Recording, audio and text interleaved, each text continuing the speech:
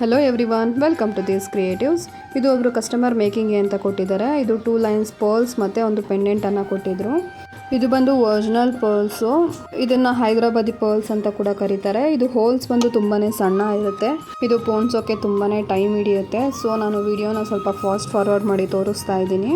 ಇದು original pearls ಆಗಿರೋದ್ರಿಂದ ಇದು ಕಾಸ್ಟ್ ಸ್ವಲ್ಪ ಜಾಸ್ತಿ ಇರುತ್ತೆ. ಸೊ ಅದಕ್ಕೆ ಕಸ್ಟಮರ್ ಕೂಡ ಹೇಳಿದರು, ಯಾವುದು ಪರ್ಲ್ಸನ್ನು ಮಿಸ್ ಮಾಡಬೇಡಿ, ಹುಷಾರಾಗಿ ಮಾಡಿಕೊಡಿ ಅಂತ. ಅದಕ್ಕೆ ನಾನು ಫುಲ್ ಪರ್ಲ್ಸನ್ನು ಥ್ರೆಡ್ಡಿಂದ ರಿಮೂವ್ ಮಾಡಿಲ್ಲ, ಸ್ವಲ್ಪನೇ ತೊಗೊಂಡು ಪೋಣಿಸ್ತಾ ಇದ್ದೀನಿ. ಇದು ಕಸ್ಟಮರ್ ಬಂದು ಇದು 2 ಲೈನ್ ಸ್ಟೆಪ್ ಬೈ ಸ್ಟೆಪ್ ಬಂದು ಕೆಳಗಡೆ ಪೆಂಡೆಂಟ್ ಬರೋ ಹಾಗೆ ರೆಡಿ ಮಾಡಿಕೊಡಿ ಅಂತ ಹೇಳಿದರು. ಹಾಗೆ ಮಾಡ್ತಾ ಇದ್ದೀನಿ. ಸೊ ಇದು 1 ಲೈನ್ ಕಂಪ್ಲೀಟ್ ಆಯಿತು. ಇದನ್ನು ಮಾಡೋಕ್ಕೆ 3 to 4 hours ಟೈಮ್ ಹಿಡಿತು. ಸೊ ಇನ್ನೊಂದು ಲೈನನ್ನು ಅದನ್ನು ನೆಕ್ಸ್ಟ್ ಡೇ ಪೋಣಿಸೋಕ್ಕೆ ಸ್ಟಾರ್ಟ್ ಮಾಡಿದ್ದೀನಿ.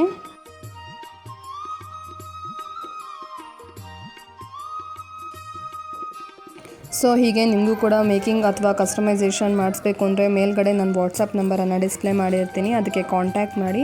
ಹಾಗೆ ಈ ವಿಡಿಯೋ ಕೂಡ ನಿಮ್ಮ ಫ್ರೆಂಡ್ಸ್ ಆ್ಯಂಡ್ ಫ್ಯಾಮಿಲಿಗೆ ಶೇರ್ ಮಾಡಿ. ಯಾರಿಗಾದ್ರೂ ಮೇಕಿಂಗ್ ಅವಶ್ಯಕತೆ ಇರೋರಿಗೆ ಹೆಲ್ಪ್ ಆಗುತ್ತೆ.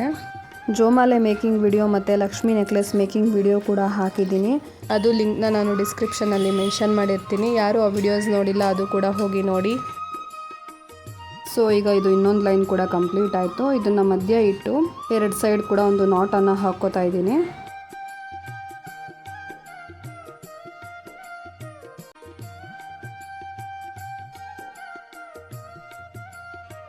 ನೆಕ್ಸ್ಟು ಇದಕ್ಕೆ 2 ಜಂಪ್ ರಿಂಗನ್ನು ತೊಗೊಂಡು ಥ್ರೆಡ್ಗೆ ಹಾಕಿ 2 ನಾಟನ್ನು ಹಾಕ್ತಾ ಇದ್ದೀನಿ.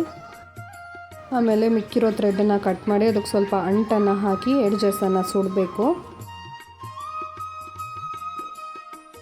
ನೆಕ್ಸ್ಟ್ ಇದು ಜಂಪ್ ರಿಂಗ್ ಹಾಕಿರ್ತೀವಲ್ಲ, ಅದಕ್ಕೆ ಥ್ರೆಡ್ಡನ್ನು ಕನೆಕ್ಟ್ ಮಾಡಿದ್ರೆ ಇದು ಫಿನಿಶ್ ಆಯಿತು. ಸೊ ನೋಡಿ, ಫಿನಿಶಿಂಗ್ ಹೇಗೆ ಬಂದಿದೆ ಅಂತ ನೀವು ಕಮೆಂಟಲ್ಲಿ ತಿಳಿಸಿ.